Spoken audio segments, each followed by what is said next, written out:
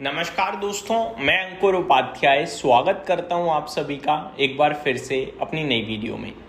दोस्तों, कल की गिरावट का सबसे बड़ा कल्प्रिट माना जा रहा है एफआईआईडीआईज के फ्लोस को, एफआईआईज की बिकवाली स्पेशल और सिंपल टर्म्स में। लेकिन एफआईआईज की बिकवाली नहीं थी, वो था एडजस्टमेंट था एमएससीआई इंडेक्स की रीबैलेंसिंग का। मैंने डिटेल डेटा जब निकाला तो एक बड़ा इंटरेस्टिंग फिगर सामने आया है।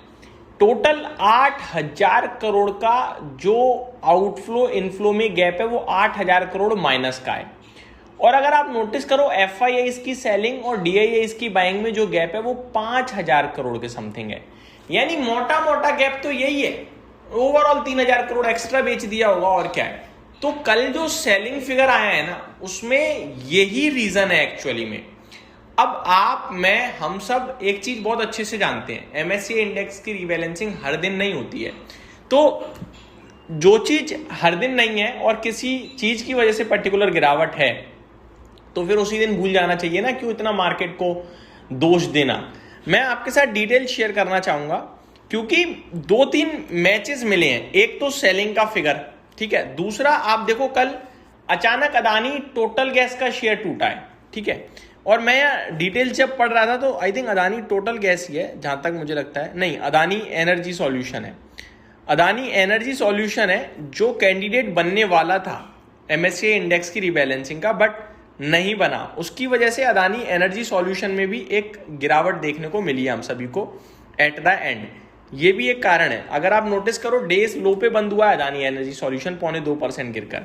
डिटेल्स मैं सारी आपके साथ शेयर करता हूं। शुरू करते हैं बिना किसी देरी के। सबसे पहले headline, the MSCI rebalancing candle, here is why Sensex fell 850 points in 10 minutes.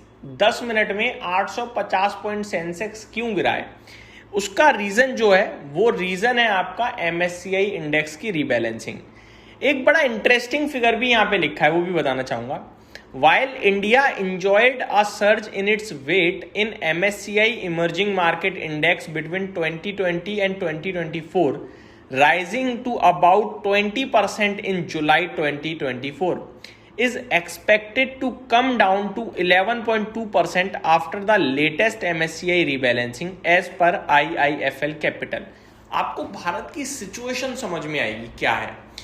MSCI emerging market की इंडेक्स में भारत का वेटेज 2020 से 2024 में 10% से 20% तक पहुंच गया था। कितने से बढ़कर पहुंचा ये नहीं पता, लेकिन 20% हो गया हमारा वेटेज एमएससीआई रीबैलेंसिंग में, एमएससीआई इमर्जिंग मार्केट की इंडेक्स में।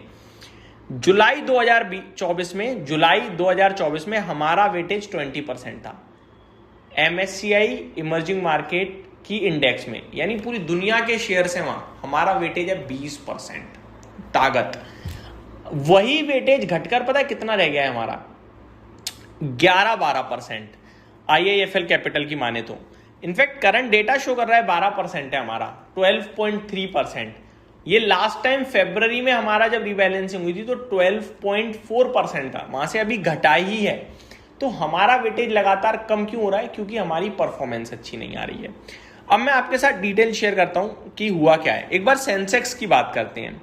सेंसेक्स टोटल गिरा है 1,090 पॉइंट। और अगर आप नोटिस करो 3 बजे से 3:05 वाली कैंडल, तो आपका हाई सेंसेक्स का 75,532 का है, लो 74,850 का है, यानी 150 ये, 500 वो, 650 और 32, करीब 700 पॉइंट जो है एक 5 मिनट की कैंडल में निकल गया, 700 point.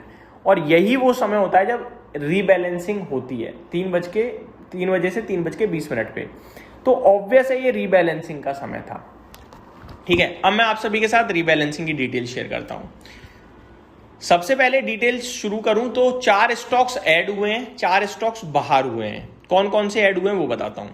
Federal bank, MCX, Nelco, Indian bank, ये 4 पार्ट बन गए हैं इमर्जिंग एमएससीआई स्टैंडर्ड इंडेक्स के।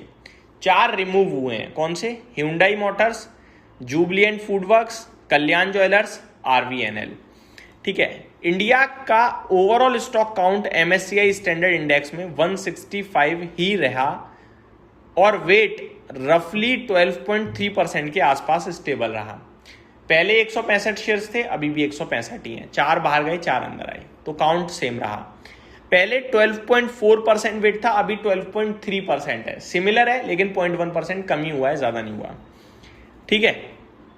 इनफ्लोस की बात करें तो स्टॉक्स में इनफ्लो और आउटफ्लो हुए हैं, ऑब्वियस है। वो डेटा यहाँ प्रॉपरली मेंशन नहीं है अभी मेरे पास जो मैं आपके साथ डिस्कस कर पाऊँ, लेकिन कुछ जगह मेंशन भी है। Total outflow due to MSCI rebalancing estimated was ₹8,000 crore according to brokerages. Brokerages की माने तो 8,000 करोड़ के समथिंग का टोटल एडजस्टमेंट रहा है। ठीक है जी।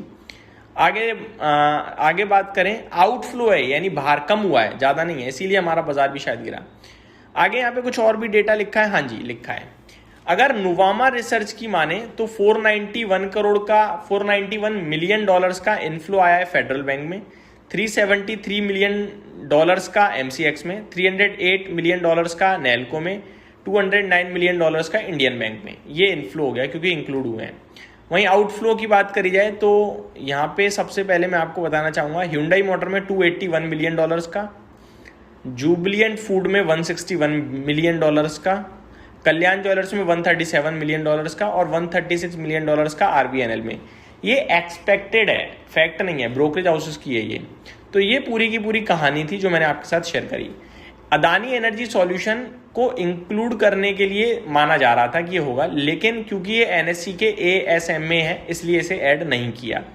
तो ये मेरी तरफ से डिटेल्स थी। उम्मीद करता हूँ जानकारी पसंद आई होगी। Thank you so much for watching this video. Have a great day guys.